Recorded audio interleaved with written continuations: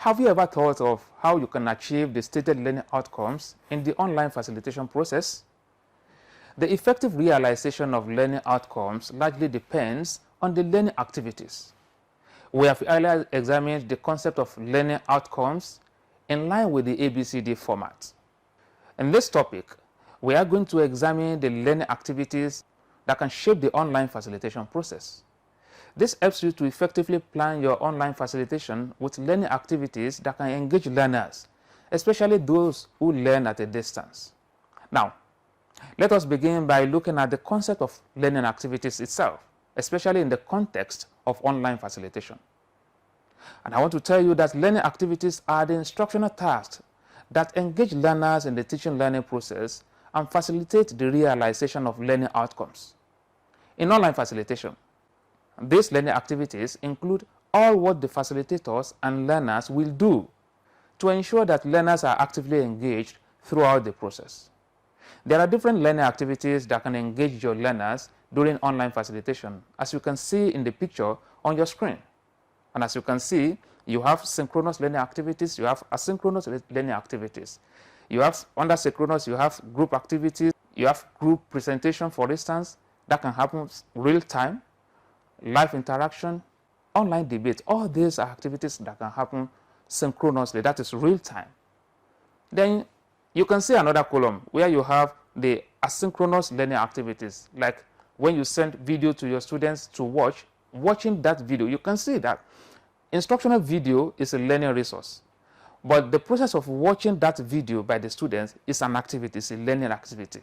So you can see watching instructional videos, interacting with learning materials, participating in online discussion forum, icebreaker, and some other activities, as you can see on your screen, are asynchronous learning activities. So you need to take note of all these activities and know the category, okay, where they belong. I would like you to take note of the fact that these activities should be in line with the stated learning outcomes. Why setting learning outcomes for online facilitation? One question you should ask yourself as a facilitator is, what learning activities will my learners engage in for them to achieve these stated learning outcomes? This is so important because learning activities are expected to be structured with a view to realizing learning outcomes. So, there is a strong relationship between learning activities and learning outcomes, as you can see in the picture on your screen. So you can see the relationship between learning outcomes and the activities. So learning outcomes will determine the type of activity, whether synchronous activities or asynchronous activities, as I just explained earlier. And all this will determine the kind of resources, the learning resources that you are going to select. As a facilitator, you should be able to specify how learning outcomes will be achieved using different learning activities in online facilitation, as presented in this picture. So you can see that you have learning outcomes and you have learning activities. Now, the kind of learning outcomes you want to achieve will determine what activity you are going to put there. So you can see when you want your learners to explain the concept of multimedia production, explaining the concept, you can say you want to achieve that by sending pre-recorded video to your students. So watching a pre-recorded video will be a learning activity for that learning outcome. However, justifying the need for multimedia in teaching and learning, then you can say you want to achieve that during discussion forum. So participating in discussion forum will be a learning activity to achieve that particular learning outcome. So you can see the way I am matching the learning outcomes with the learning activity. But consider this third learning outcome here. Develop instructional video to facilitate the teaching learning process.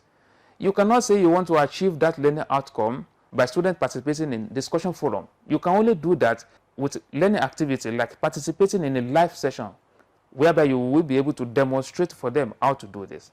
So, during online facilitation, all you have to do as a facilitator is to check the competencies your learners should acquire and what learning activities will they involve in, with a view to achieving these learning outcomes.